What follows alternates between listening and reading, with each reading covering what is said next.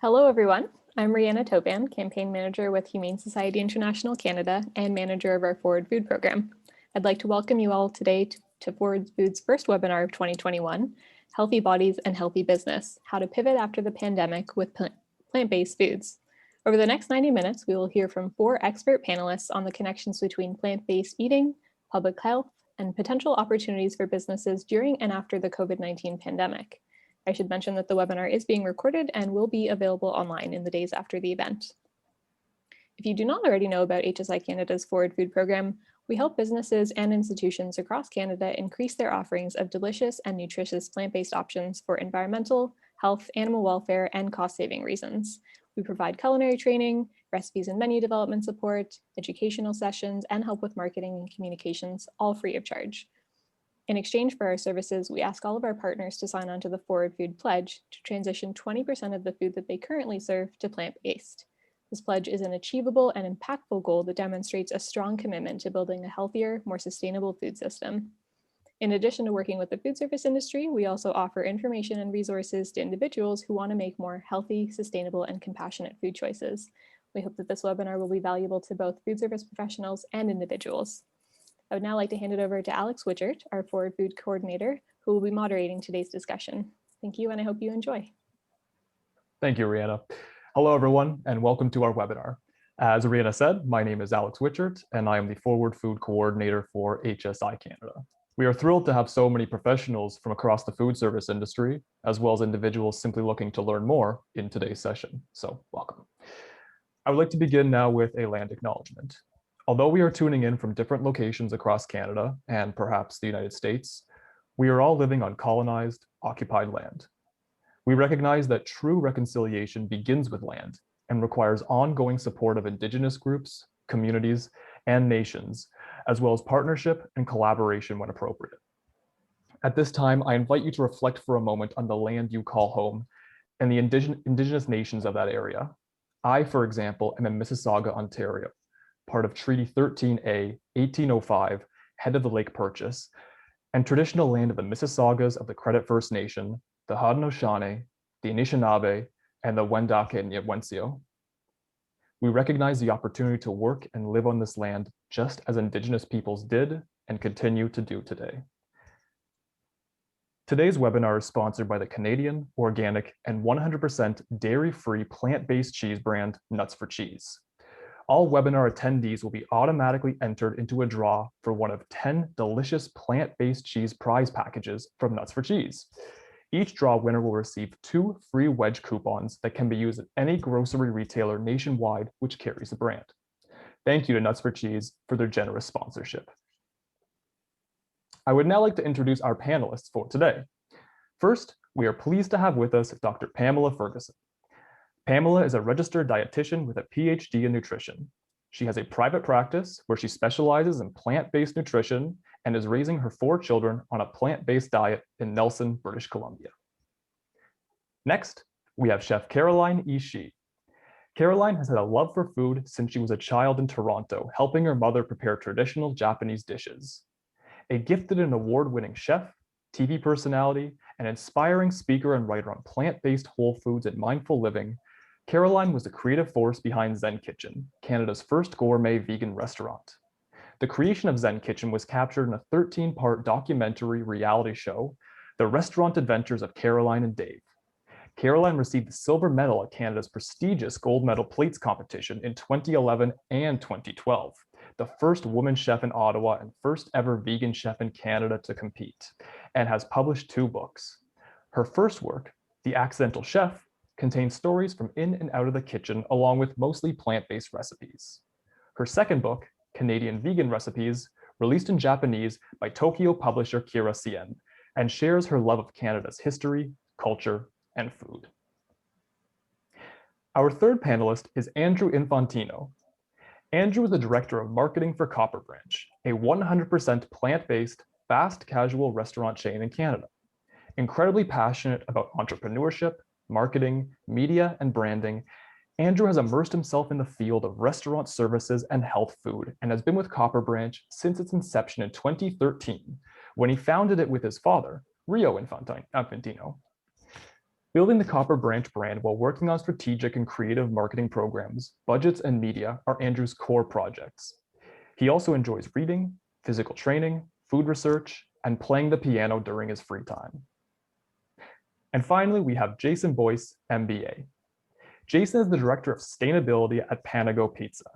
In his role, Jason supports the executive leadership team by implementing sustainable programs, as well as setting the strategic direction to achieve Panago's mission to be the most sustainable pizza company in Canada. Jason possesses 15 years experience as a sustainable professional, working successfully with nonprofit and for-profit companies such as Nature's Path. Jason enjoys cooking and reading. When he's not helping to protect our planet, he's enjoying pizza with his wife and 2 daughters. Jason's favorite pizza is veggie korma on thin crust. Welcome to all 4 of our panelists, and thank you so much for joining us today. We have a series of questions prepared for each of our speakers, after which time we will hold an audience Q&A. We welcome you as the audience to contribute to the conversation through the chat feature below, and we'll be sure to share some questions with our panelists later in the session. So let's begin with you, Pamela. Quite simply, why are plant-based foods so good for us? What benefits do they offer, generally and especially during the pandemic?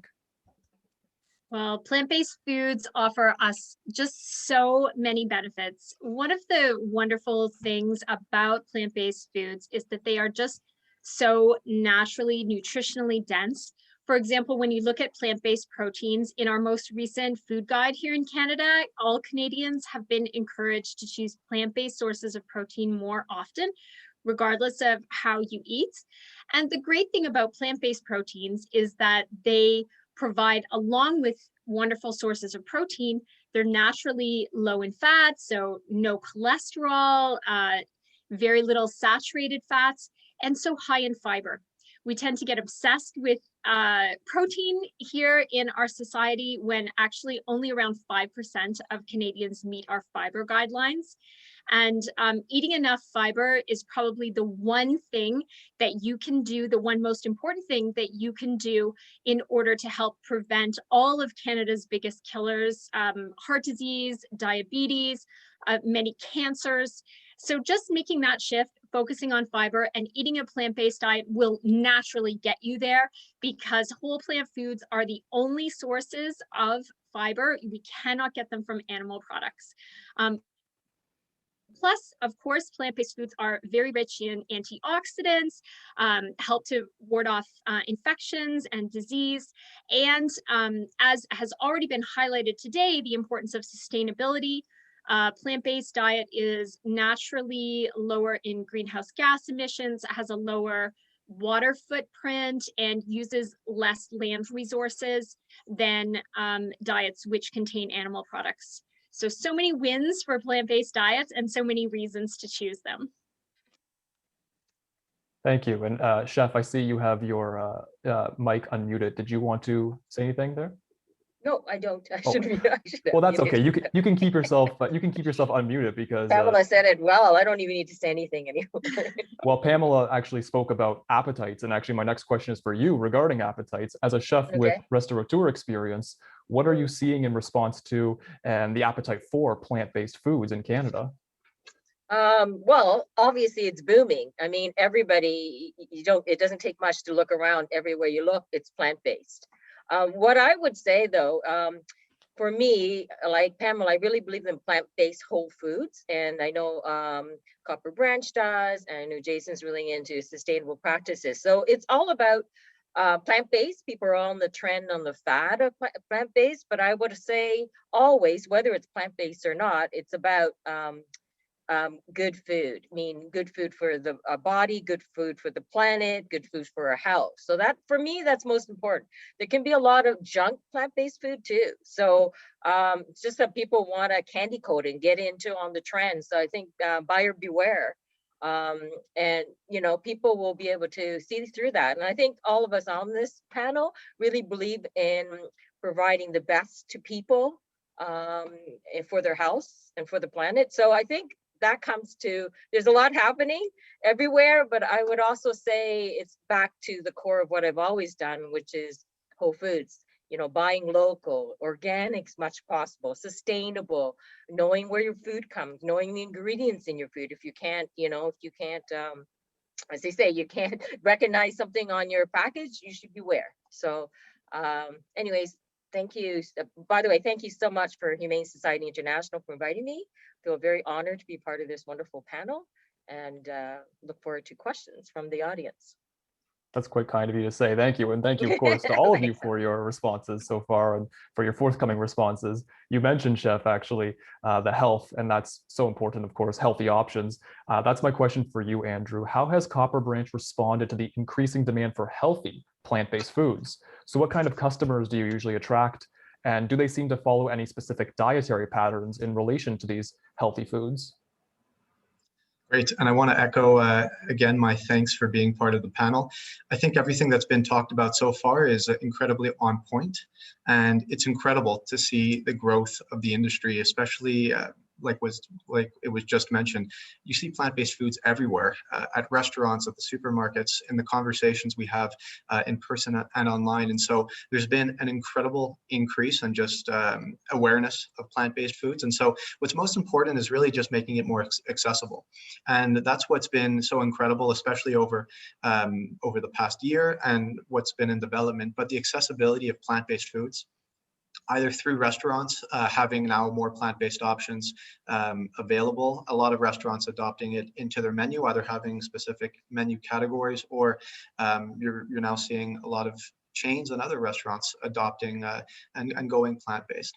And then you look at more of the supermarket route, where you have, again, incredible inflow of great products, really incredible products and innovations. And so the accessibility is the key factor. And with this increasing demand, just making sure the awareness is there. And that's where the marketing comes into play. And there's so much to talk about. There's so much positivity in this environment.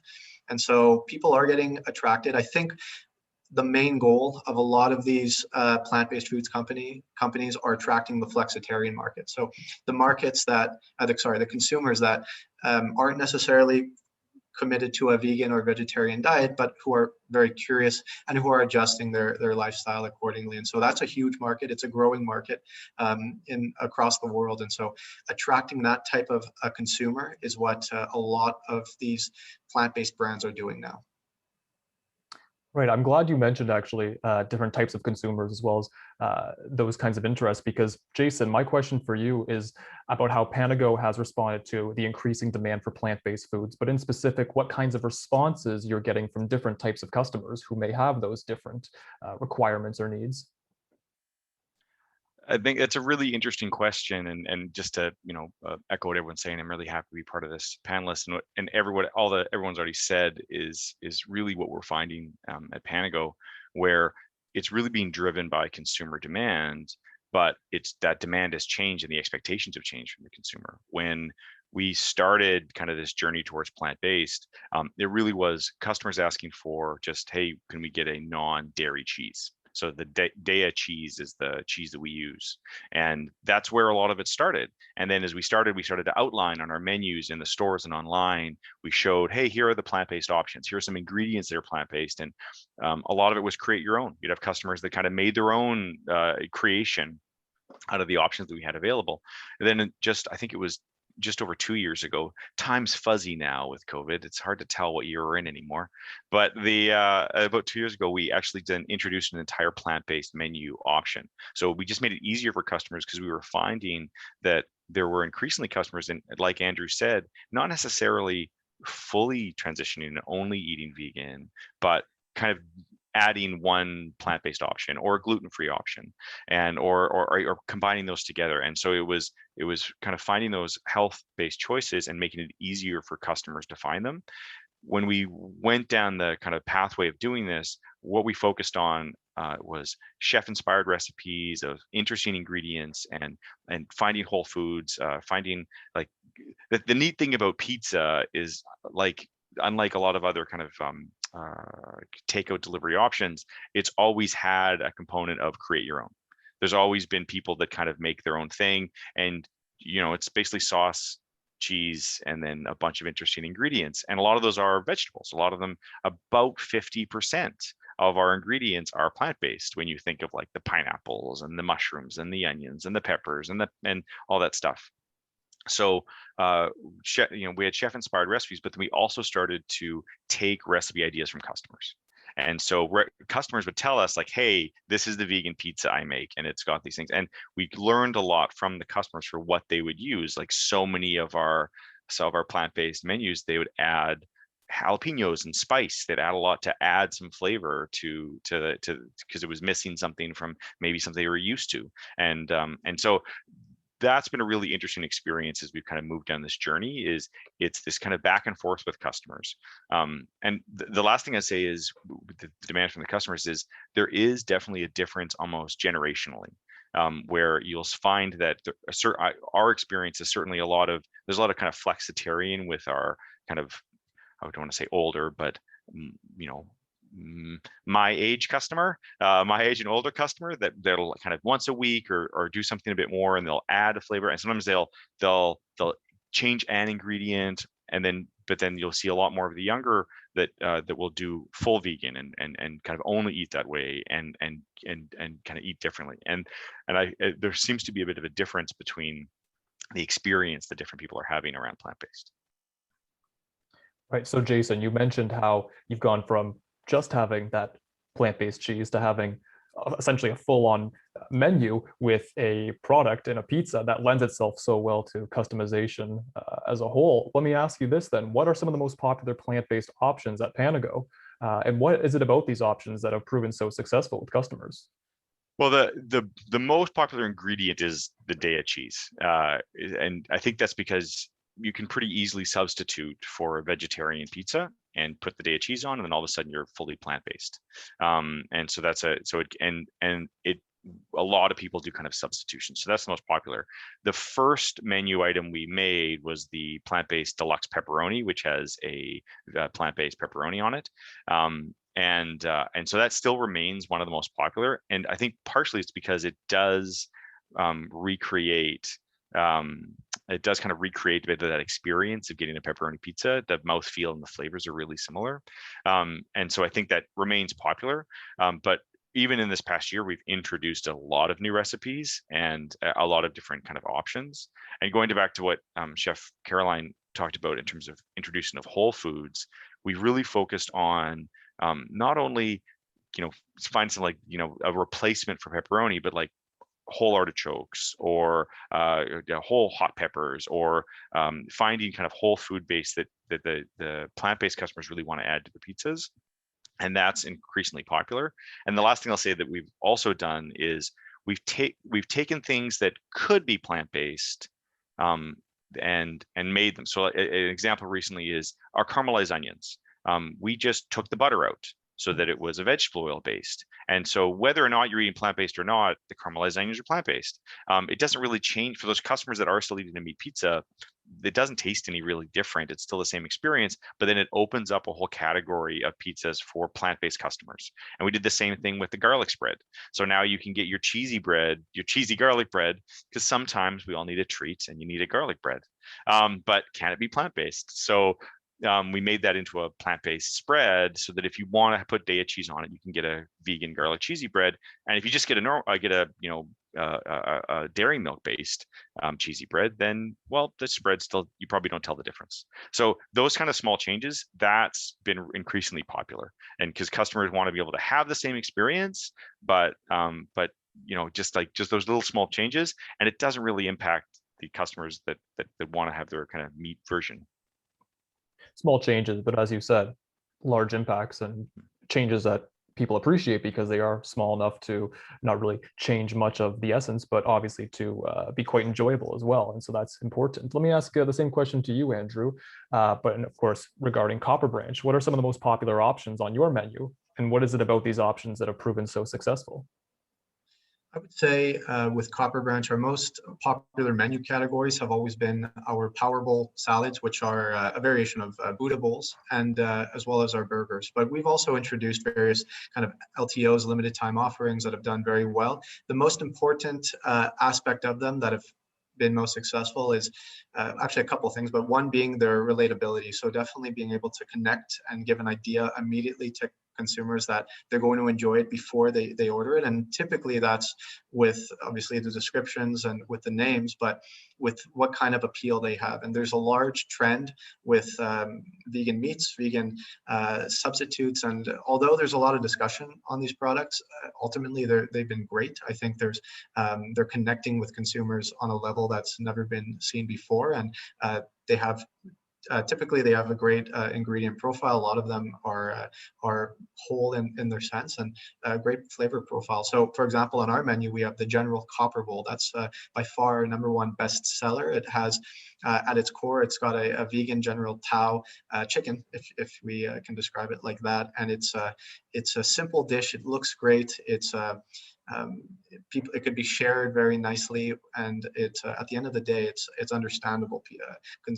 Our customers can enjoy it and really connect with it more than a product maybe that's just too complicated. And so we have other products like our vegan tacos. We call them Taco Pura Vida, and they're great, again, with a vegan chicken and a lot of other great vegetables and a cactus tortilla, some whole food ingredients. And so we just launched our new breakfast menu, actually, and that's in partnership with Just Egg and Field Roast. And we have new bagel sandwiches with these two great companies. And so this breakfast, although it's only been about 3-4 weeks, it's been doing incredibly well. And again, just with the flavor profile and with the connection, that the understandable that it's an egg product, a plant-based sausage product, but it's wholly plant-based. And these are great options that appeal to a greater market. So those are the aspects that I think are the most impactful on our menu.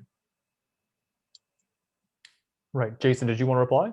I just wanted to add something Andrew mentioned with Just Egg and Field Roast. That's something that I think that's really changed recently. And like things like Just Egg, Field Roast, Beyond Meat, for companies like Panago were a bit bigger and working on multiple locations. There's so many more options that didn't used to be there. There's so many companies that are starting to come with plant-based options. But then also there is that mindset of, I think Chef Caroline had said, like, identifying the ones that like, oh yeah, they're doing this from a place of health or from sustainability or trying to do something different, and ones that are kind of jumping on the trend and you kind of like, oh, that I don't know how healthy that is as an option. Is that really helping the kind of plant-based? But it is great to see. It used to be really hard to find suppliers, and there's just the growth has been huge in the past few years. I completely agree with that, and it is incredible to see. And a lot of these partners are, again, that aspect of whole foods, plant-based, is that it's always should be at the core. And so, although some definitely need improvement, it's incredible to see the variation of these plant-based products, and hopefully that continues, and we have some more innovation, and I'm sure it will, of course. But definitely a lot easier to connect with big brands too that have big names out there. So it's marketing power for everyone as well. Chef Caroline, did you want to weigh in? Yeah, I was just going to add to that, saying that it's so great that you can capitalize on these local suppliers. So when I started the vegan business maybe 12 years ago, there was no such word as vegan. People thought it was crazy, impossible to get funding. It's a fad, it's trend, it's never going to fly. I heard from some big banks. I hope that are listening. So yeah, I would say that it's so great because when I first started, there wasn't the internet so much. I feel like it's like so, but actually it's not so long ago, if you think about it, how much we have access to internet and recipes. There was no recipes and internet. There was if you looked on vegan recipes, there was nothing. So we had to take a lot of time into creating everything we serve, because I had to ensure the integrity, our ketchups, our sauces, everything. Our proteins, everything from scratch. So you imagine how time consuming. So I would say for food service businesses, it's really great, like Andrew and Jason said, to look around at your local supplier. You don't have to, repeat what and time is everything in the food business. So, and energy too, so if you can get another supplier and have a win-win, that would be the best way. I would say that there was so much time and energy spent on doing that and educating people as well. When you're ahead of the curve a bit, sort of educating people, what is this product? A lot of people know these products are household names for many people, or they would like to be. So it is a win-win. I think it's great for the industry and for plant-based foods. Chef Caroline, Andrew and Jason both spoke a lot about comfort, about accessibility, about ensuring that the widest base possible can access these foods. And you've hinted on this as well, but have Yeah. you prepared plant-based foods for people who are used to eating a lot of meat in any particular For way? sure. When I first started the restaurant, I mean, I would say the clientele that I would always serve would be maybe 75% non-vegan. There's only a certain percentage that are very strict.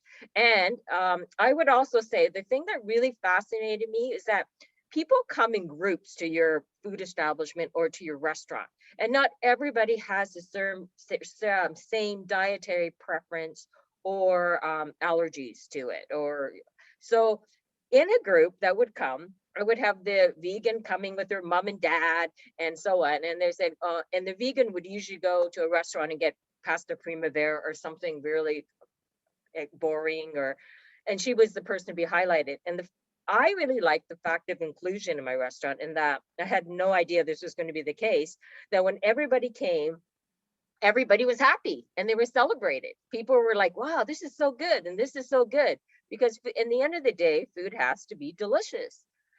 So that was the really interesting part of that. Thank you. Yeah. No, that's certainly very helpful. And it leads in, of course, to my question for Pamela here, because we are talking a lot about the changes when it comes to responses of foods. And I'd like to talk a little bit about the changes in relation to the pandemic as well. Pamela, how has the pandemic affected these consumers' perceptions of both personal health and plant-based foods, perhaps in relation to what our other panelists have mentioned already?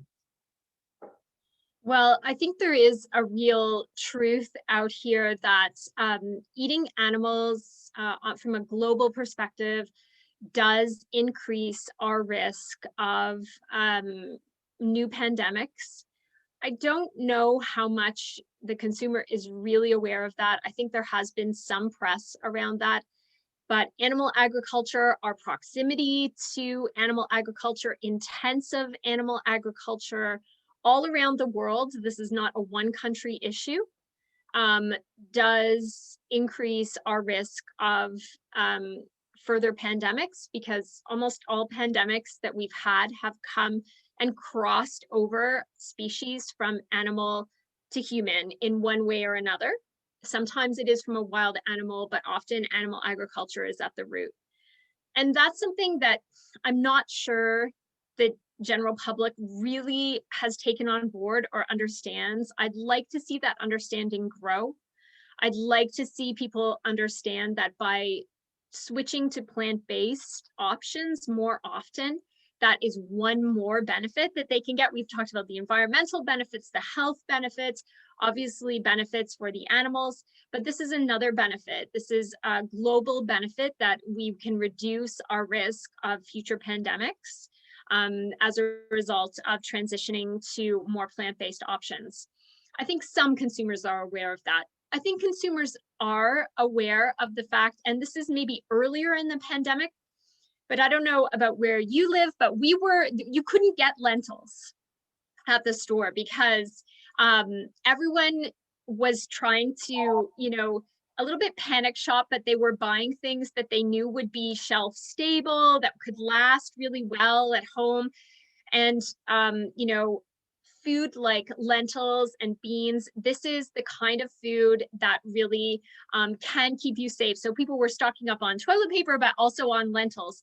And so, I think that was an awareness early in the pandemic. I'd like to see people, keeping that awareness and bringing more plant-based foods into their diet. And then finally, it is the reality that people who, even if some people have acquired the COVID-19 infection, if you go into the infection healthier, you are less likely to develop severe symptoms or have long-term severe complications. That's not universally true. Of course, there are exceptions. There are some very healthy people who unfortunately have died.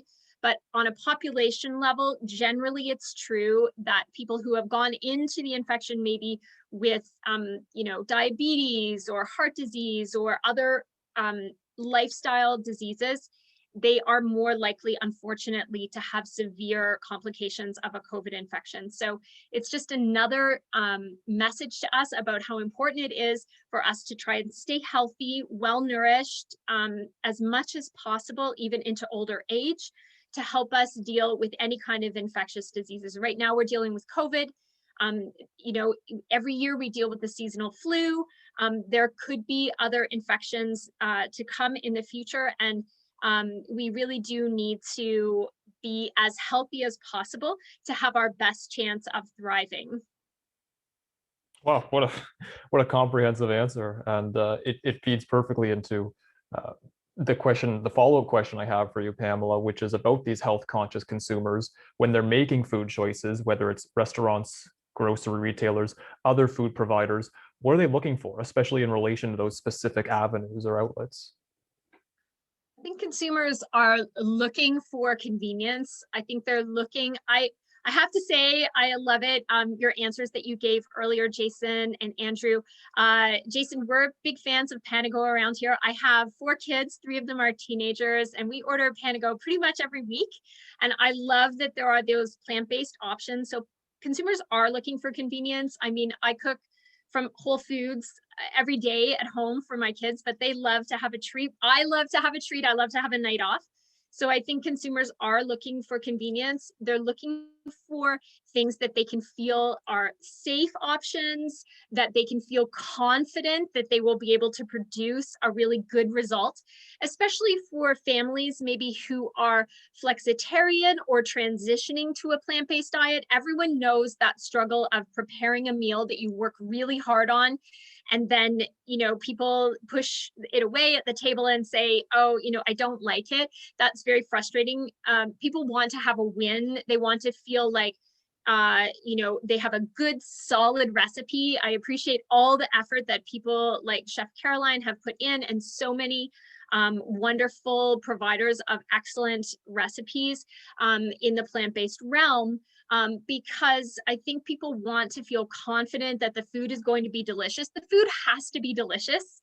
You know, I think the health motivations are there for people. People care about the environment. They do want to eat a more sustainable option.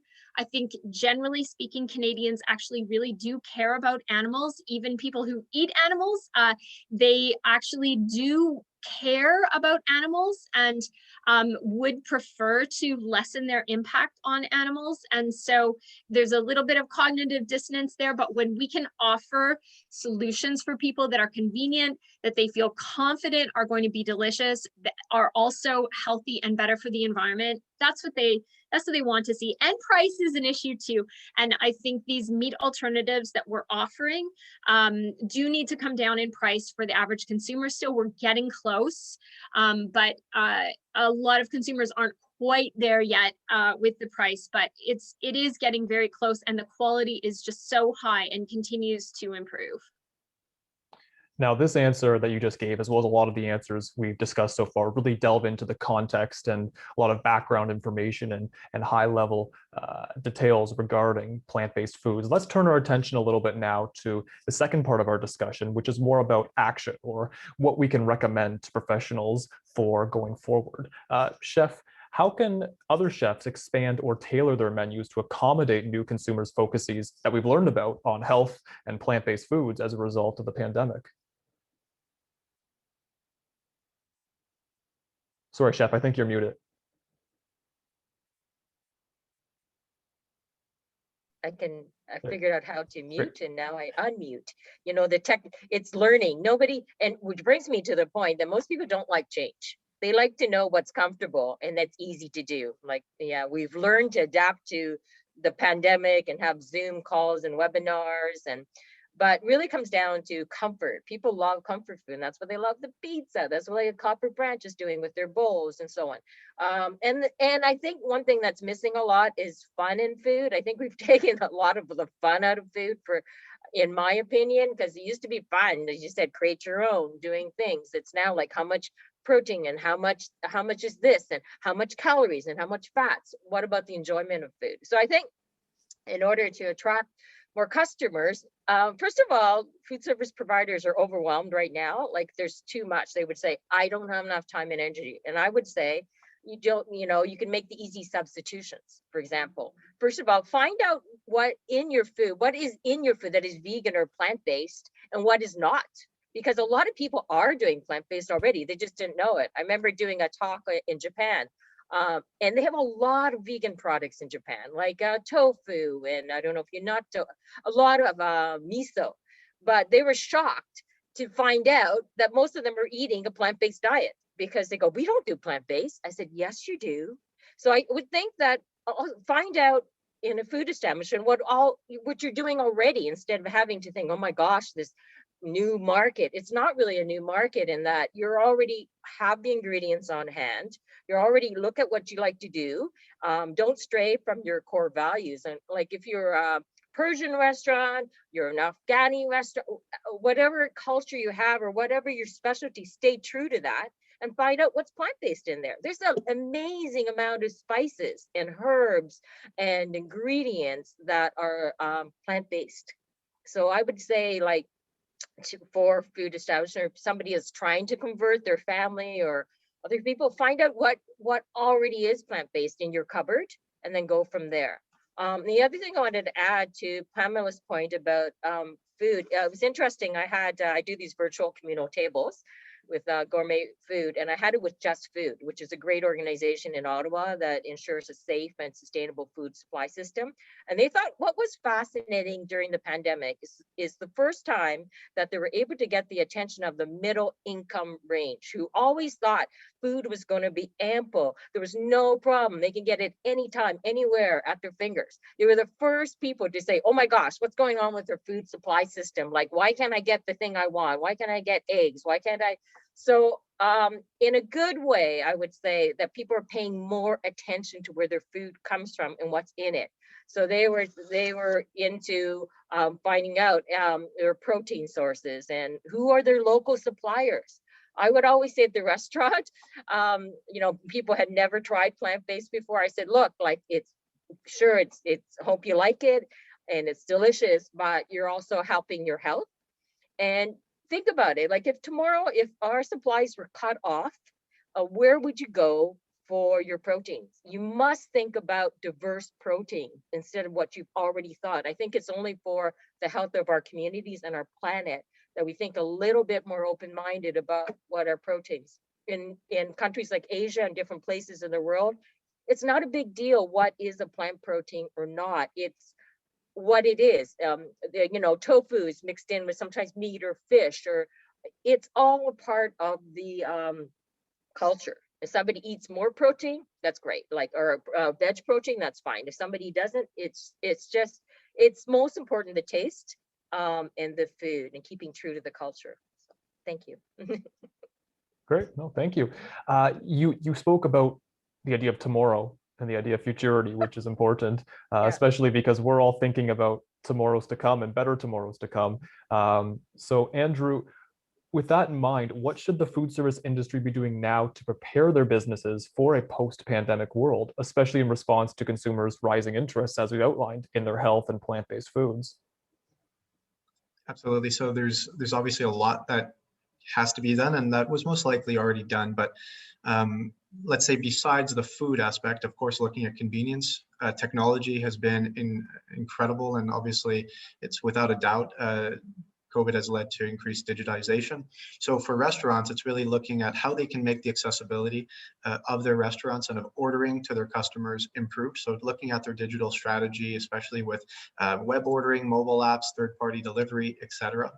And then at the same time, without a doubt, it's the safety, sanitization practices and looking at their operations. It's all about really standing out and serving the customer now more than ever, but putting the customer's safety and making it the experience completely in line with what a customer would envision post-pandemic. So those two aspects are key. And then of course on the food side, it's really looking at the trends and incorporating, as we had mentioned and what's been talked about, more plant-based foods and seeing how a menu can be adapted to be more plant-based and look at the trends in general. But it's all about authenticity. And so it's not enough for a chain or a restaurant to simply look at what vegan meat is out there and incorporate it into their menu. Consumers are incredibly intelligent on where their foods are coming from, the ingredients of these products. And so cross-contamination is an issue. And so authenticity is key. It's really about adopting menu items and trends and ingredients and looking at operational practices that make this menu, if it's going to be plant-based or vegan focused, authentic for the customer and really put forth health, great taste, and a great menu item. It has to be a great experience. And so, again, it's not enough to simply just incorporate some of these new exciting products. It really has to be incorporated in a way that stands out for that restaurant and comes across to the consumer as completely authentic and a great item that they want to talk about and they want to share with their friends and family. Would you say that all these priorities you've mentioned, there's one in particular that is a main focus, or are they all necessary for success? Do they all require a certain level of attention?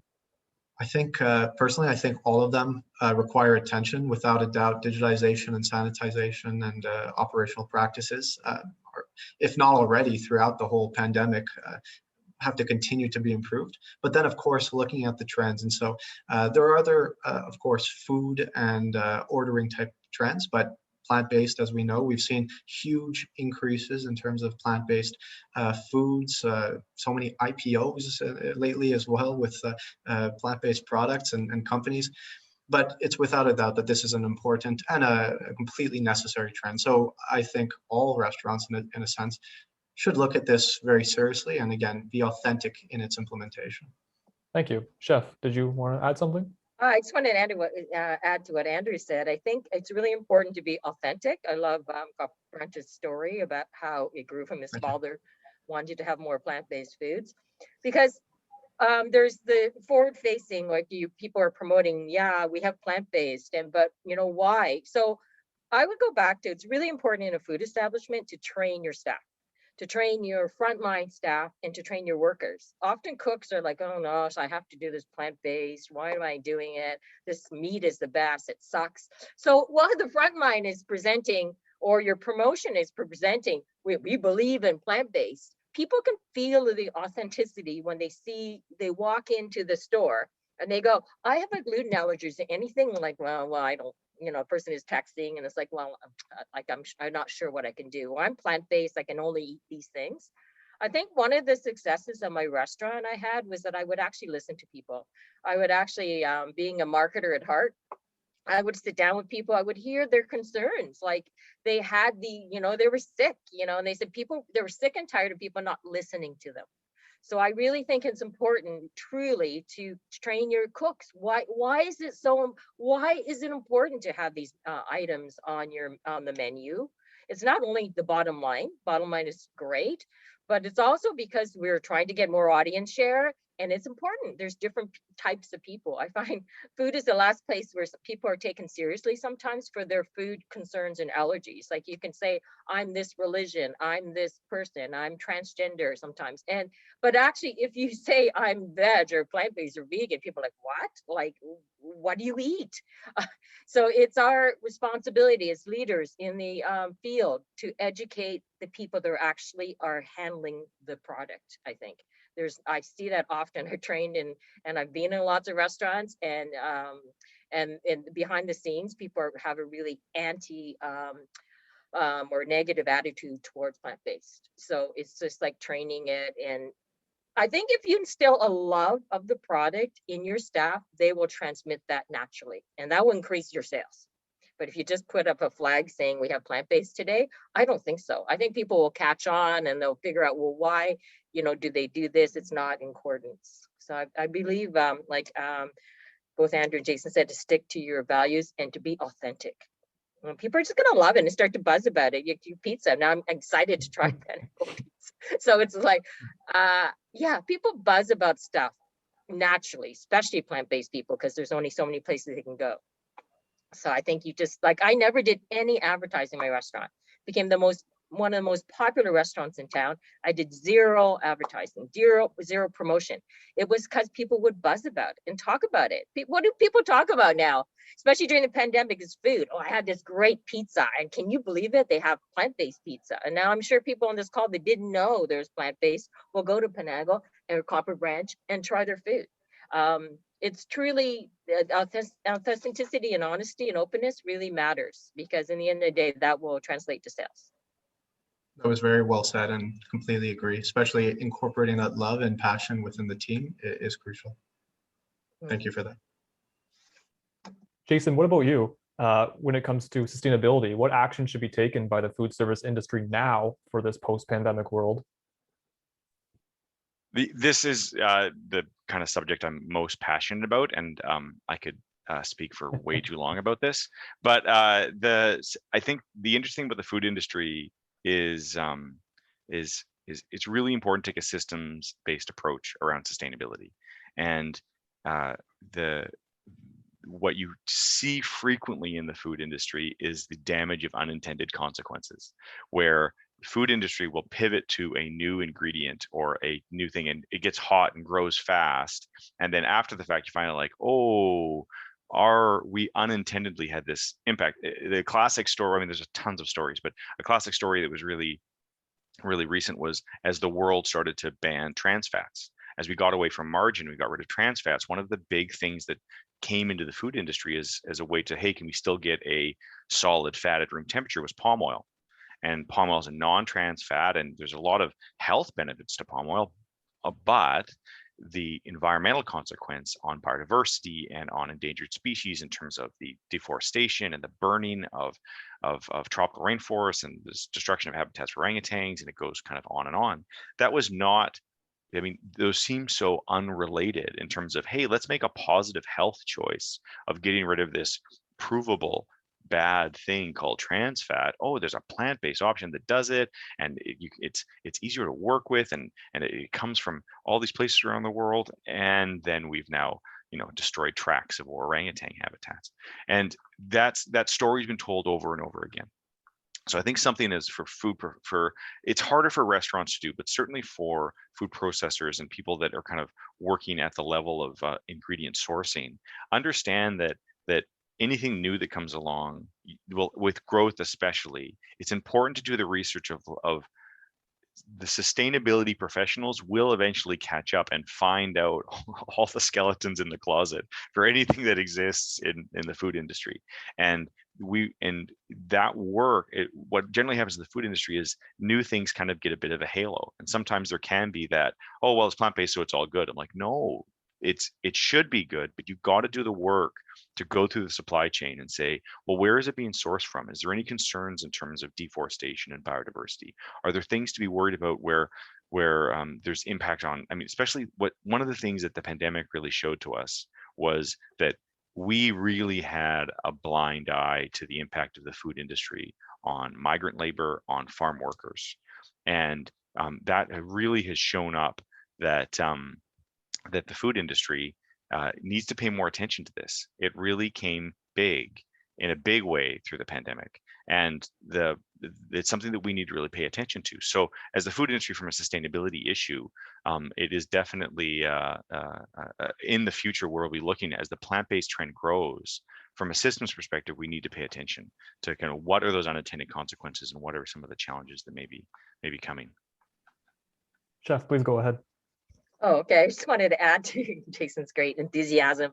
Because I would say on sustainable for restaurants, I mean, I would really encourage more work from the municipal and cities to look into commercial operations. It's horrendous, actually. People complain about restaurants are not composting and not doing this, but they don't realize that most of these establishments have to pay out of their own pocket for these things. So it's not easy when they have so many expenses already in a food establishment, and then having to figure out, for example, when I had to do composting, it was really difficult. I had to work with a local farmer and figure it out. He only wanted this bucket and this much. It's too watery, it's too this.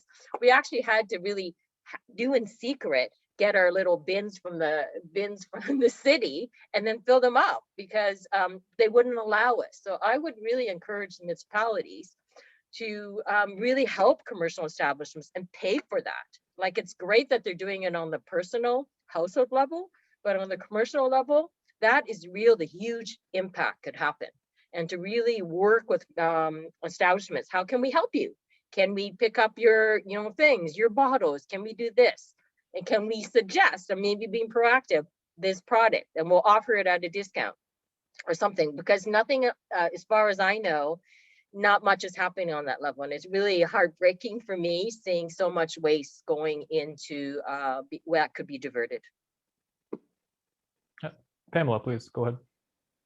Yeah, and I would love to emphasize, I love the idea that we have more restaurants that are completely plant-based. Wonderful to talk about Copper Branch. Globally Local just went on the Toronto Stock Exchange today. That feels like a big deal. So much is happening. I love supporting completely vegan establishments. But I also would love to see a move to, like Panago is doing, and not just Panago, but like every restaurant, even, the small restaurants in your local town, everyone thinking about just making a shift, decreasing the animal offerings and increasing the plant offerings by even 25%. Just have a few options on your menu that feel authentic to your restaurant. And if every restaurant does it by 25%, that will make such a big difference in terms of sustainability, in terms of health, and in terms of the animals, but definitely in terms of environmental sustainability. If everyone does it by 25%, that makes such a big difference. So it's not necessarily the case that every restaurant is going to go completely vegan. I understand that's not where we're at in terms of the market and our culture here in Canada. But if every restaurant makes just that shift, a little bit of reduction in animal products on their menu, a bit of an increase in terms of plant products, then we're going to see such a shift in terms of sustainability. And that's true at the household level too. We have in Canada maybe 2 or 3% of the population vegan. But if everyone in Canada drops their animal product consumption by 25%, that makes a much bigger difference in terms of sustainability on a population level than having, that vegan percentage doubled from 2% to 4%. A few people doing something perfectly is not nearly as good as everyone making a move in the direction of being more plant-based when we're talking about sustainability anyway.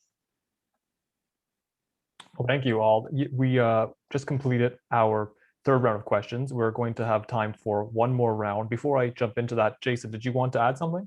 Well, I thought that was a really important thing in terms of that small transition over towards plant-based. And I think one of the things from communication around sustainability that's really important with that as a food service provider is realize that we've talked a lot about values, and sometimes, frequently, really that communication of values of that, why is this plant-based transition occurring?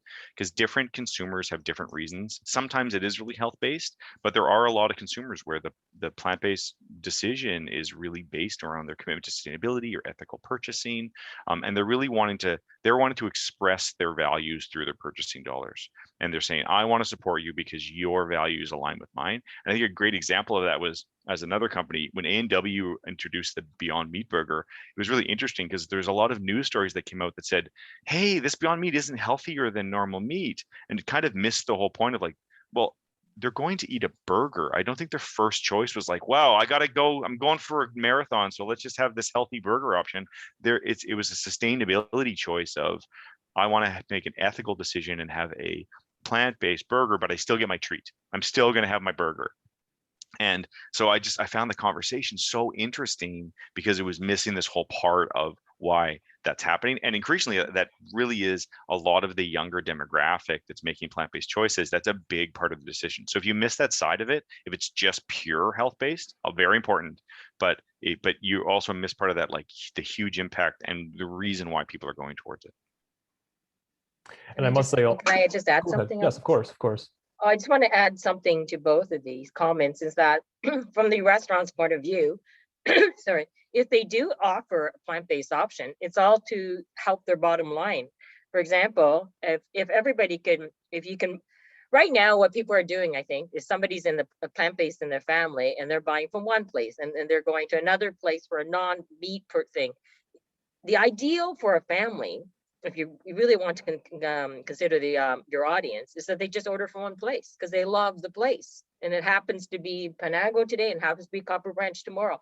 So it's just that it's a bottom line to make sense. If you can offer delicious offerings, so whether they're plant-based or not, people are just going to come to you. So it's ease for the client, it's ease for you, and you want to capture more of the market share. You don't want people just going to your place for one thing and then going for another. I mean, how great is it, especially in the pandemic and deliveries and all, they have to go all over the place. They just have to pick up or get a delivery from one operation.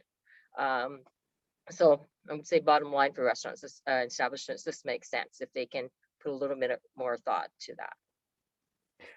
Your comments so far have been well received. We've had an excellent conversation to the side here in the chat. So thank you for inspiring this dialogue with our audience. Just a reminder to our audience, if you have questions, please feel free to submit through the chat function and we will get to them momentarily.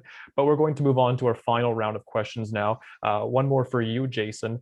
In general, what are some considerations that businesses need to take into account when expanding their plant-based options? We've discussed quite a bit already, but are there any other high-level topics we haven't discussed yet? I think I think it's just kind of reiterating what people have said, and I think a lot of other people on the panel have said it better than I can in terms of the restaurant bottom line, what makes the most sense, what are your customers asking for, what aligns to their values, what are the trends in the marketplace. I think from a pure sustainability perspective, yeah, if you're going that direction, if plant-based becomes an option, your customers want it, you see an opportunity as a company, do pay attention to the sustainability impact you can have. Like I think it was last year or 2 years ago, the UN put a report out that said an average plant-based diet reduces the water impact compared to a meat-based diet by over 50%. Burgers alone, it's like a 90% reduction in water use of a plant-based burger versus a meat burger. So if it's a lot of this data actually is not that hard to find. So if you are saying, hey, we're going to transition, we're going to do this item, sometimes there's claims that can be made that are pretty easy, and you can work with people, like the Humane Society, and say, hey, can you help us figure out what we could tell our consumers about this besides the health impacts? But hey, this is going to reduce your carbon footprint this much. Buying this item is going to save a gallon of water. Like it seems like it's a big barrier to jump, but there's so many organizations that can help you, and there's so much information that's there that a little bit of work doing that can make a big impact and help your communication to your customers. Well, it's certainly encouraging to know that so many professionals, you four on the panel, our audience members, and people who are working in these fields are taking these important steps, of course. So I invite you, Andrew, to get out your crystal ball for a moment and make a prediction with me. What do you think, and where do you think the plant-based food industry will be in the next few years? And what do you predict is coming, as well as how should food service industry professionals or businesses prepare for whatever is coming? Well, although I can't obviously predict the future, I think the trends, what news sources, incredible news sources are saying about where the plant-based market is going, and of course, just with what consumers are purchasing. We've seen a huge increase during COVID of, again, plant-based products in retail and in restaurants. And so I imagine the trend is going to continue, and there's going to be, of course, new innovations, new products, but most importantly, I think an increased awareness, more conversations between people, and more truth, I think is really what's key. There's a lot of, conversation, there's a lot of statistics, there's a lot of uncertainty in some of these aspects. And so at the end of the day, with more truth coming out in terms of the true power of plant-based foods and how people can incorporate this into their diet more easily is going to be key. There's also going to be, I think, definitely a more comfortability with these conversations and with people eating plant-based in general. There's still a little bit of the stigma, of course, and especially in different parts of the world. I think, you know, looking down the line, this is going to be incredibly reduced, and it's just going to be something normal. It's going to be something everyone is talking about. Leaders will be pushing this and plant-based eating more and more, and so it's going to be an essential part of our society. And I think just two other last points. Pricing is going to be is hugely important. There's still, again, that kind of perception that plant-based foods, organic foods are higher in price. And although that may be true for some products, as we continue and as these trends continue to grow, pricing will come down and they'll become more accessible. And then sustainability, as we have talked about in pretty great detail already, sustainability through packaging and through actual operational initiatives, looking at an organization and their entire value chain in terms of how we can add sustainability will continue to be key and will be, I think, what the consumer is looking for as well. So it's going to be very interesting to see the market continue, and I think we're going to see some great innovations continue. There's already some different things, and although not necessarily plant-based, we're seeing now the laboratory meats as well as innovation with all sorts of plant-based products that are really connecting with consumers on an emotional level. So I'm excited to see where the market goes, and I think we're going to see some great people and some great organizations come out. Great. Well, I appreciate and I share your optimistic sentiments, full of success. On that topic of success, Chef Caroline, why do you think you have been successful with plant-based foods, and how would you suggest other professionals find similar success? Well, I've always thought from the beginning that more than the labels you put on food, the food has to be beautiful, delicious, and it's great that it's good for you, but it's like if you tell your kids something, it's good for you, they're not going to eat it. So it's just like first you just, and all adults, secret, they're all kids at heart. So we don't, you know, people, you can survey people and they said, yeah, I want to eat healthy. I want to do this 2 times a week. I'm sure Pamela rinse, but what do they really want?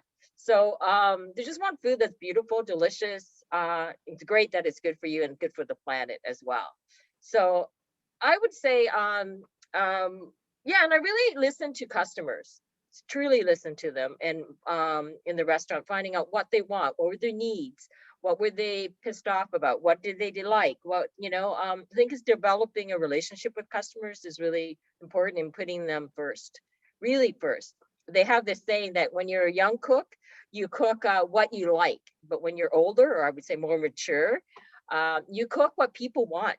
You really, it's like, I've never, coming into chefing later in life, I never got why chefs didn't go out into their restaurants and ask customers. There was the first, and being a marketer is like, you've got this potential group of people that are coming into your place, paying good money. Why would you not ask them who they are?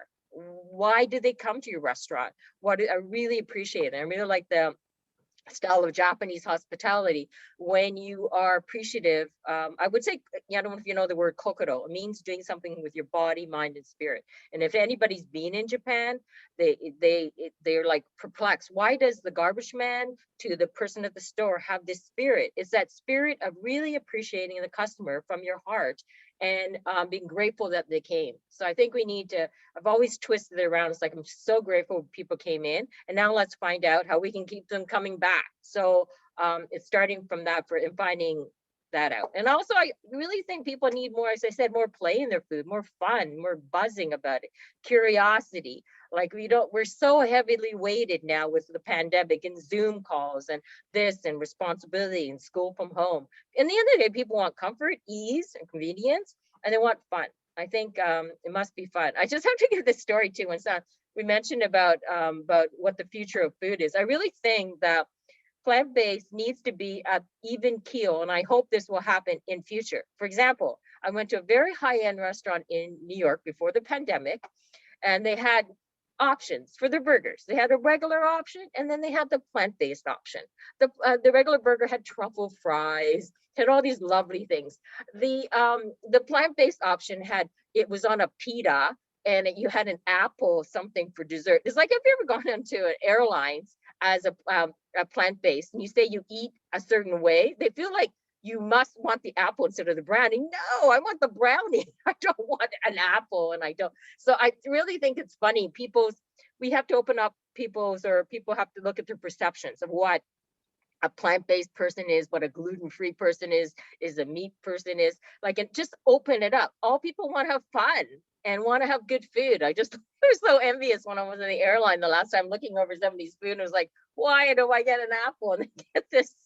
I don't want this. I mean, apples are great, but come on, if somebody's having a like chocolate pudding and you're like, they could have easily made a chocolate pudding for me. Why wouldn't they do that? So I would say that, like, I think I'm hopeful. I like to wish in the future that when somebody goes for food, whatever it may be, it will be good. And the sidelines is also good for the planet and good for animals and good for the organization all around. It's good for our world. And we have some fun. We need to laugh more. Well, Chef, before I go over to Pamela, I just wanted to follow up on one point you mentioned. Yeah. How would you recommend that these chefs or professionals in general acquire and capture this information and feedback from their guests? Is it through surveys and polls? Is it one-on-one discussions when they're leaving? I think it's all, there's so many marketing mechanisms that are out there. But I also think you really just need to talk to your customers and talk to your frontline staff. They hear it all the time. They're your best, there's nothing better than human interaction. Yeah, marketing polls, as I said, surveys, polls, everything is great, but people lie on those polls too. They say things that are not true. People want to work out 5 times a week, but they don't really want to. So you have to find out, like, if somebody's actually coming into your door to eat your food, that is a prime opportunity. How do they get there? How many times do they come to copper? I'm sure Andrew's doing all of that, and Jason. That's our bread and butter, or vegan butter. It's like, it's capturing what's already there and then going with it. And also, I would say as leaders is to I would say go ahead of the trend. For example, when I was doing when I first introduced this, nobody knew what vegan was or plant-based, or they couldn't even pronounce it. And it's just like showing people the right way to do things, like whether sustainability, and it may be not popular, maybe not be done, but you need to go ahead of the trend a bit and lead as well, instead of saying like, this is what we're doing. Exactly what people are smart. They're cooking more than ever. It's just explain, why are you doing this? We believe that we're going to take out this product from because it's not good for the environment. It's not good for people. And then people are like, oh, that's great. And then, so it's about educating people as well. It's I think our job is to educate and what we're promoting as well. Jason, did you want to weigh in? Well, yeah, just and one of the things that I've seen in the past, a restaurant that I'd worked with that I thought did a very interesting project is you can ask the customers, but also sometimes you can measure the customer behavior to see how they act. And so a restaurant that I'd worked with, they went through a process of every dish that came back, they actually weighed out what was left on the plate and did the exercise of finding out, like, wow, what are people actually eating? And there was a restaurant that had a lot of sides and a lot of different things, and they were really finding that they were like kind of over portioning in some areas, and people were leaving way too much, and way under portioning other areas that people always ate. And some of that is kind of the communication, like, well, this is the star of the plate, here's the center of the plate, so we got to put lots of that, and then filling up the rest. And with plant-based and with that is like, how do you make it so that the customer perception is, oh yeah, this is the star, and so this is going to be, but it's not seen as like a side. And IKEA actually, very interesting, did a similar thing from a waste perspective of, they started measuring everything that came back and had this incredible sorting program in the back of their house where they were measuring exactly what didn't get eaten in their cafeterias to do a huge food waste reduction projects. So whether it's around plant-based or food waste, yes, you can survey customers and you can ask them their question, but sometimes you just kind of, you have this source of information of, what they're not eating, you can kind of get this behavioral test it takes some work, but you can find out a lot of how people are actually interacting with the things that you're making. Yeah. Go ahead, Chef. Yeah, I love that, what Jason says, because from the beginning of time, all chefs have done that. I think they always eye the plates that are coming back, and sometimes they'd be irritated, but it's like, why isn't that person eating that? And after the 10th time it comes back, it's like, maybe it was too much. Maybe they didn't like the seasoning or whatever, but it's really good we have everything at our disposal to investigate that. And if people can't eat it, they're really happy to take it home, or maybe they're not as hungry. I think that's the other thing about, I would say I'm really big on food waste. So it's like, there was this stigma for a long time in restaurants, like people didn't want to ask to take their food home because they would they'd get this disapproval from the server. Oh, okay, well, whatever, but it's like, yeah, it's just like, what does the person want? Maybe they're not that hungry. They really were hungry. But they did, maybe you're going to save it for later, and it's great that they're going to take home your food for later. So I would always encourage that, because you don't want to have any shame or making people feel bad for coming into your restaurant and thinking, oh, I don't want to order in case I can't order that much. Who knows, when you come to eat, you may be hungry, but you may not be, or maybe thought you would want this, you wanted that. So again, it's about listening to your audience and being, monitoring that. Thank you to both of you. Pamela, I do have an important question for you as well. However, Andrew has kindly joined us despite the fact that he has another engagement beginning in about 5 minutes. So I do want to just get to him with one of our questions first, because this is a fun one and also an important one, Andrew. What is your best tip when it comes to marketing plant-based foods? For example, we know naming and presenting them is important, but just as with any other dish, there are other aspects of play. So what have you seen that increases sales? Great. And I wanted to say, I really appreciate the whole conversation we've had. It's been an exceptional experience. I think everything that we've talked about thus far is incredibly insightful and all truth to the industry. I think in marketing, what's most important is really two main components, actually. One is the photography and really the visualization of the product. It's key, and what you see with all of these different plant-based products is how they present the product. Make it look beautiful, make it look colorful, and really desirable, I think is key. And so focusing on the image and the key components that you want to make visual to the consumer are key. And then that second component is really the buzzwords, as we call them, but definitely the naming, the description. Pointing out, even in packaging, pointing out some of the key selling features of the product. And so there are some key buzzwords, especially looking at the main, some of the ingredients, like, for example, cauliflower, is looking at some of the nutritional components like protein and fiber. And then having, again, in that realm of comfort, having names that appeal to people and that are understandable. So even though a plant-based product might be a little bit more complex in its composition, making it familiar through its photography and through its description are really key. And then having some of those other buzzwords, plant-based is a huge buzzword these days, but going a little bit beyond that, and again, being authentic in it is important. So those are some of the components I would say are crucial. Thank you, Andrew. And just to conclude with your response here, we actually just had a comment while you were speaking about how Copper Branch really blows it out of the water, offering such delicious yet healthy plant-based offerings. This person survived on Copper Branch when they were traveling to Montreal on Business Weekly a couple of years ago. They ate it for every single lunch and breakfast. So clearly what you are doing is being well received by consumers across the country. That is, I really appreciate that comment. I'm humbled by it, and thank you so much for that. I think that's wonderful to hear. Thank you very much. And thank you again for joining us, Andrew. We are going to go over to Pamela for this long-awaited final question of our discussion. Thank you for your patience. We have discussed, of course, how consumers are interested in so many new shifts, and also how they want to see their interests being catered to. So I would ask you, Pamela, how would you suggest that food service businesses expand their range of healthy plant-based options in a way that shows that they are catering to consumers' interest in nutrition and health? Well, I think that it's possible to offer meals that do tick both boxes of being healthy and also being delicious.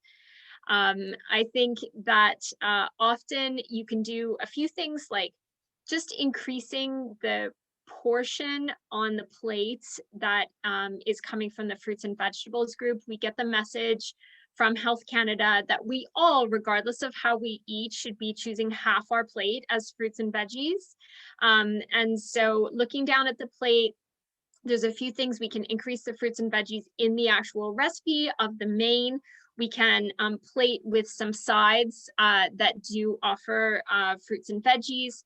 So that's one way. We can go for some whole grains within the offering, maybe 50-50 whole grains and more processed grains if you're trying to help people who are less familiar with the tastes or textures of whole grains, just make that a little bit more accessible.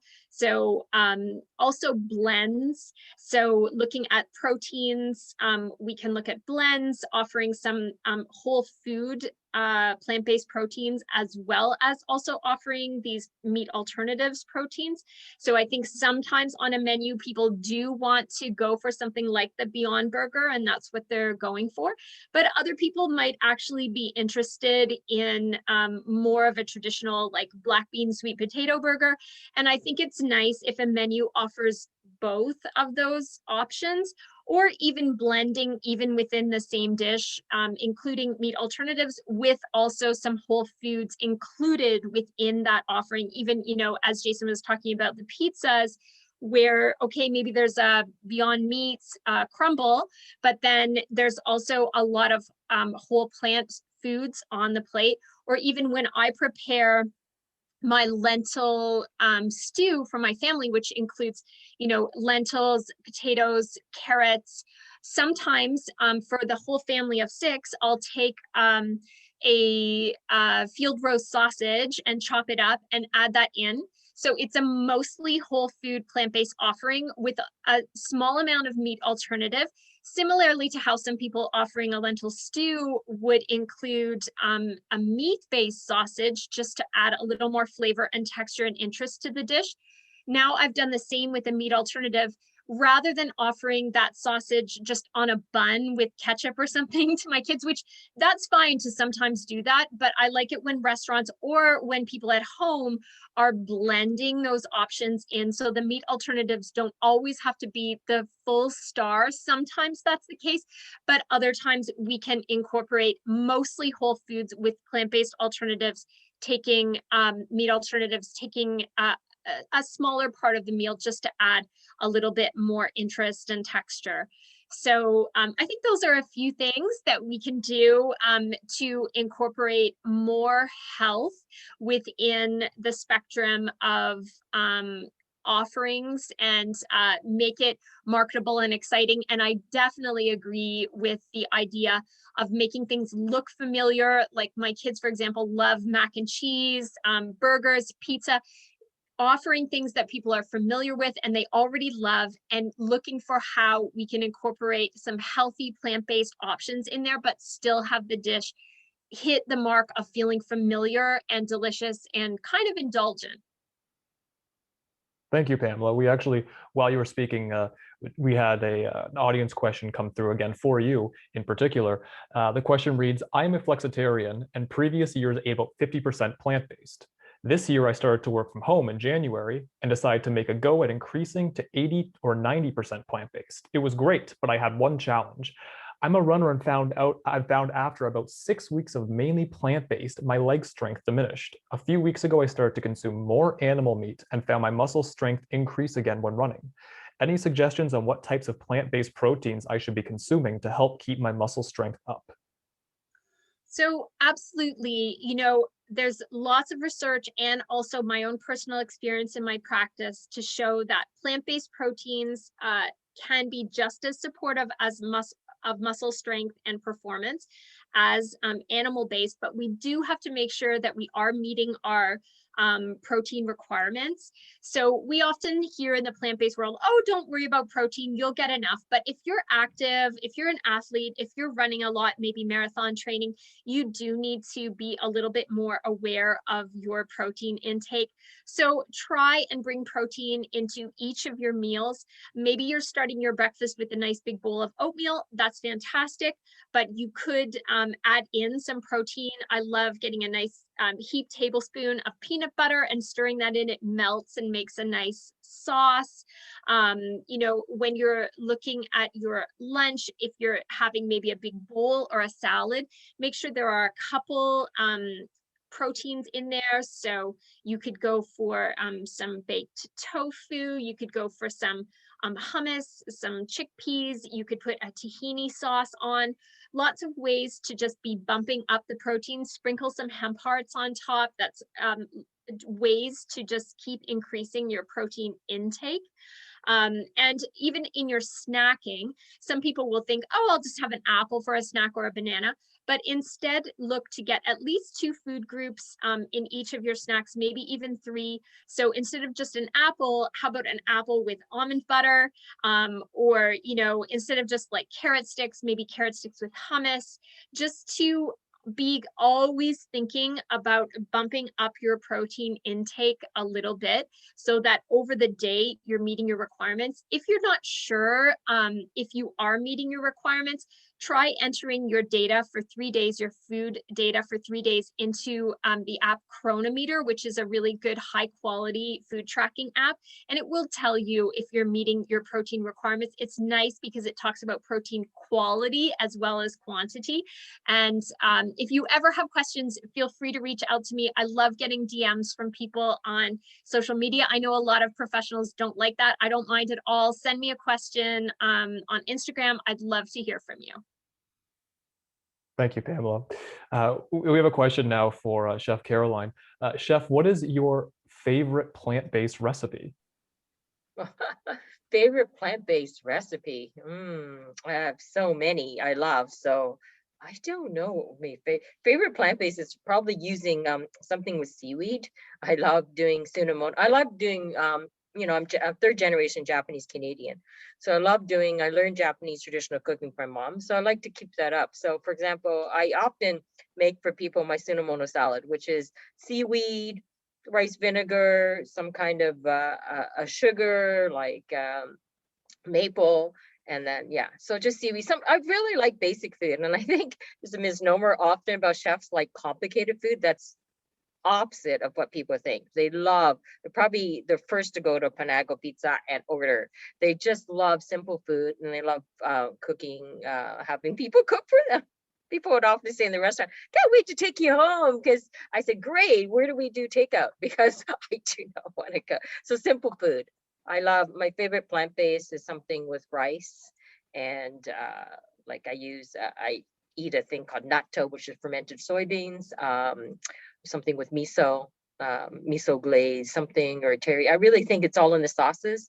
People haven't noticed. It's so if you can figure out how to make some great plant-based sauces, you've got it covered, because that is going to make people happy, whether it's the Korean barbecue sauce or the teriyaki or the miso glaze I do. It's all in the sauces. Good products, but sauces are it. Thank you, Chef. And we have time for one more question and answer here, and this one's for Jason. Before I get to that, I just want to draw everyone's attention to a very nice comment on Panago in the chat here. So Jason, the comment just says that plant-based offerings at Panago are very popular in their friendship circle, and it concludes with a nice rousing A+ at the end. So clearly Panago has been very well received, as I said, throughout this conversation here. The question for you, Jason, is what are your top suggestions, or what is your top suggestion for food service professionals looking to make their business or operation healthier and more sustainable? Well, I think it was something that that was I think Chef Caroline, I think you're one that said it, is look through what you're already doing and do that audit of what you're doing. And the whole sustainability is a system approach, and it's looking at some really core things around, you know, people, environment, and the planet, and the impact that you may intentionally, unintentionally be having. So it's important to understand, like, well, what matters to you? What matters to your customers? What's important to you? There's so many ways you can make positive impact on the planet. Plant-based is one of them, but you can focus on your carbon footprint. You can focus on sustainable seafood. You can focus on reducing your water impact. You can focus on waste reduction. You can focus on getting rid of plastic and paper. You can focus on just, there's so many things you get involved with. It is hard to start, and it can be overwhelming if you look at all of the things. And so it's not about, hey, my job is to save the planet.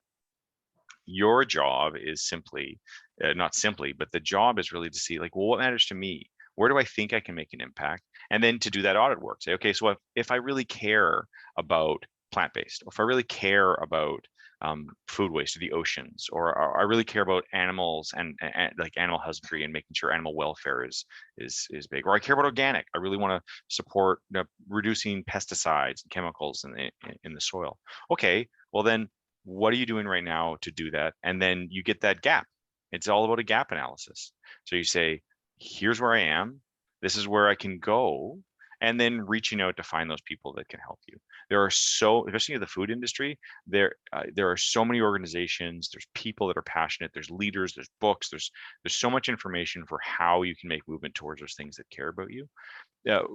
Whether it's sustainability or plant-based or anything, it is really helpful to find those people that can kind of be your North Star, that can point you in the direction of, this is what I want to be like, or this is the vision of the future that speaks to me, speaks to my customers.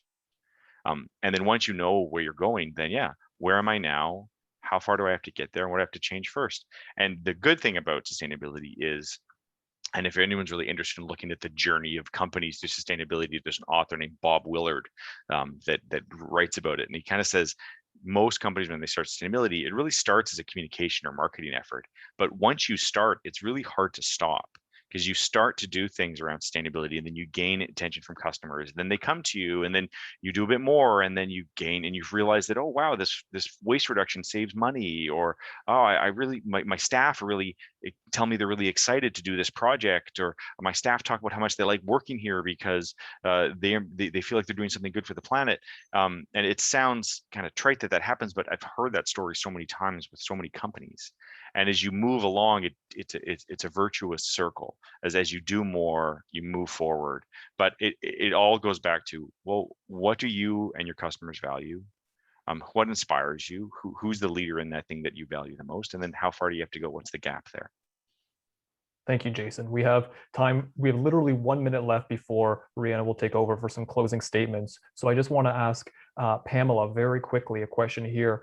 Would you like to leave us, or do you have any best advice for anyone looking to eat more plant-based? Start with the foods that you already love, and start by taking family favorite recipes. Even just make a 25% change. If your family loves lasagna, maybe with ground meat, try replacing 25% of that ground meat with lentils this week, and then slowly make a shift. Maybe try one new plant-based recipe in your family each week, and take a light and fun approach to it. Not every recipe is going to be for you. Get everyone to vote on what their favorites are. Get everyone involved in the family, and don't be too heavy or hard on yourself. This is a new and fun way to explore, and you're probably already eating more plant-based meals than you realize. So celebrate all the wins that you're doing, and keep making gradual steps forward, and find what works for you and your family each week. Thank you. Those are some great comments. I'm going to now hand it over to Rihanna for some closing statements. Before I do so, I just want to thank all four of our panelists for their excellent contributions. Thank you to our audience so much for tuning in, for your feedback, and for your comments and questions throughout. Thank you to Nuts for Cheese, and I will turn it over to Rihanna to give some final thank yous. Thank you, everyone. That was a very inspiring, very insightful, and informative discussion. So I also want to thank all of our wonderful panelists for their excellent and thoughtful contributions to today's panel. And of course, thank Nuts for Cheese as well for their generous sponsorship of today's event. We will do that draw that Alex mentioned after the webinar and contact the 10 lucky winners to coordinate shipping of your prizes. And finally, of course, I want to thank our audience as well for both attending today and submitting such thoughtful questions and comments. So we hope that regardless of whatever brought you here today, you have learned more about the benefits of plant-based foods and the business opportunities related to the growing demand for these options among consumers. Forward Food will host its next webinar in just a couple of months, so please feel free to stay tuned for that and look out for more information online. Our other webinars this year will focus on different but equally interesting and important topics related to plant-based eating. In the meantime, if you would like to access any of our resources or learn more about the program, you can download things like recipes, toolkits, access our cooking demonstrations, and more on our webpage at friendsofhsi.ca. We can put that in the chat as well. You can also follow HSI Canada on Facebook, Instagram, and Twitter, or you can contact Alex or I by email. My email is rtopan@hsi.org, and Alex's is awitchert@hsi.org, and we'll post those in the chat as well. So thank you again so much for joining our first webinar of the year. We really hope that you enjoyed it and look forward to continuing the conversation on plant-based foods. Have a great afternoon.